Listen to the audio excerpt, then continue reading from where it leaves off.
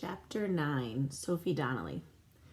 My mother is the most generous, caring, good-hearted, sympathetic person in the world. She even chose a career devoted to helping people. She's a saint.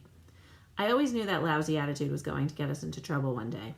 Still, never in my wildest nightmares could I have imagined myself living with a refugee from Bizarro World. The stuff he scraped off his feet alone would have been enough to get the house condemned by the Board of Health.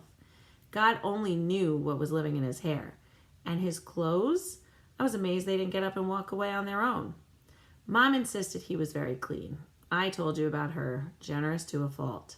He's been wearing the same stuff for the past 3 weeks, I accused. They just look the same because they're all cotton tie-dyes, she explained patiently. He has plenty of clothes. I drove out to Garland to pick up his things.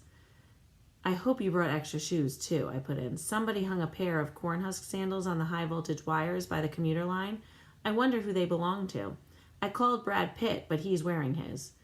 Don't be unkind, she told me sharply. The way those kids are teasing Cap is inhuman. I have a little compassion. I have compassion for me, I said sulkily. Josh was just dropping me off while the Freakazoid was scraping a third world country off his feet. You know what he said? Is that your brother, Sophie? What did you tell him? What could I tell him? I said it was a homeless guy. A person can dream. My solemn vow, should Capricorn Anderson put the kibosh on my chances with Josh Weintraub, not even Mother's social work training could save him. If Josh and I started dating, are you there, God? It's me, Sophie. There'd be no way to keep that space alien off the radar screen. I could have sworn there were 6 of him. Wherever I wanted to be, that's where he was. Squeaking the porch swing, or hogging the kitchen table, eating those organic soy nuts Mom bought for him. He'd even started watching my favorite show, Trigonometry and Tears, the high school soap opera. Because he had never seen TV before, he was a total addict who barked out warnings and advice to the characters on the screen. Will you shut up? I yelled. Not for the first time. Even though he was embarrassed, he still defended himself. Nick doesn't know what Allison found out he's been seeing Corinne on the side. They're actors. It's a story. They can't even hear you. And he understood, sort of. But he didn't stop talking to the TV. It was just too new to him. How could I ever explain that to Josh? I needn't have worried. That relationship was over before it started. I probably should have told Josh that Cap was my brother, or maybe my husband. It would have saved me the most boring date of my life. To think I pulled strings and called in favors just to meet him. What a letdown. He talked about video games for 3 hours before telling me he was getting back together with his ex-girlfriend from Indiana. Rock on. So I wasn't in the best of moods when Josh took me home after the ordeal. There was only one thing that could have made this night any worse. FaceTime with my favorite Martian. He was waiting for me on the porch. Hi. Where's my mother? Around the corner at the Peabodys, he told me. Quick. We should have just about an hour. I was wary. For what? To pick a few more staples out of your feet? He held up the car keys and jingled them in front of me. Driving lessons. I stared at him. Driving lessons. From a little squirt like you? And then I remembered what Mom had told me, that Cap had been arrested and released for driving without a license at that lawless flower child camp Dayglow. They probably let you drive where your feet could reach the pedal without breaking the moisture seal on your training pants. I know your other lessons got canceled, he went on. Oh, thanks, Mother. Someday I'll repay you by telling your personal business to every passing hobo. I felt betrayed, furious, and intrigued. My father was a total flake. He'd probably get around to giving me a lesson one day, but it would be pure random chance when and if it ever happened. And my mom's killer schedule didn't leave a lot of windows of opportunity. I wanted to drive. I needed a teacher, even if it had to be the Freakazoid. I did a lot of things I promised myself I'd never do. I got in the car with him. I listened to him and did what he told me to do.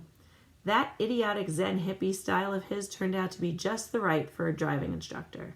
No matter what mistakes I made, it didn't seem to faze Cap, not even when I thought someone's driveway was a side street and turned into it. Honest mistake, said Cap, but rattled. I stepped on the gas instead of the brake. The Saturn burst forward. Suddenly, a white-painted garage door loomed out of the darkness, coming up fast. I lost it. I didn't even have the sense to take my foot off the gas. I was in mid-panic when Cap reached over and yanked on the steering wheel. We swung around the tires of the Saturn, churning soft earth as we plowed into a flower bed. The rough ride slowed us down long enough for him to reach over and shift into park. The car lurched to a halt. Abdominal breathing, he ordered quietly. In through the nose, out through the mouth.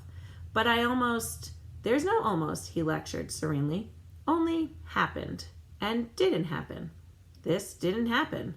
Get us out of here, I whimpered when my lungs refilled with air.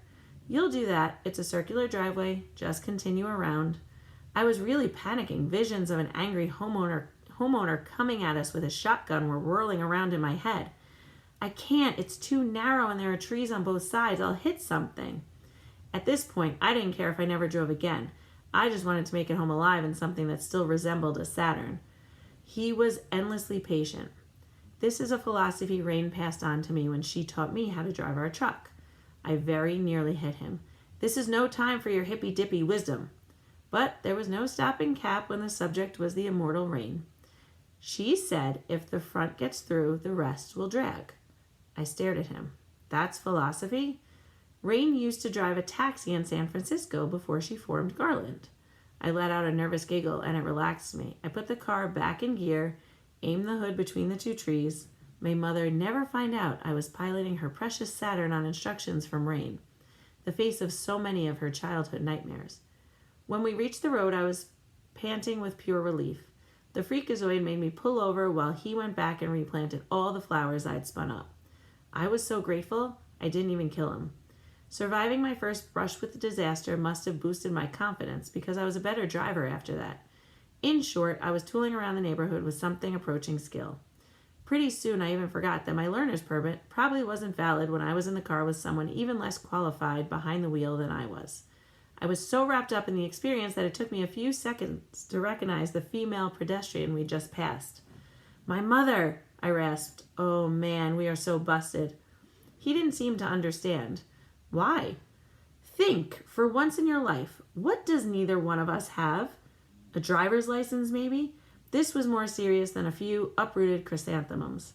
We were doing something highly illegal. If she catches us, I'll be grounded till I'm 40, and you'll be sleeping on the street. For the first time, he seemed to realize we weren't playing by hippie rules. Obviously, Mom hadn't noticed her car because she wasn't sprinting after us yelling. Hands trembling, I turned off the block. We switched drivers. I may have been bugging out, but I have to say, Cap was totally cool under pressure. We had to go out of our way to avoid passing Mom again, but he whipped that car around the corners through Darken Street and up into our driveway. We sprinted in the back door and were on the couch in front of Trigonometry in tears when she came in. She regarded me suspiciously. What? I immediately grasped the weak spot in our cover. Mother had left 2 teenagers at war only to return home to a peace treaty. So I turned to Cap and snarled, "Keep your split ends off my side of the couch." That seemed to mollify her. It was exactly the kind of thing I'd been saying to Cap ever since he arrived at our house weeks before.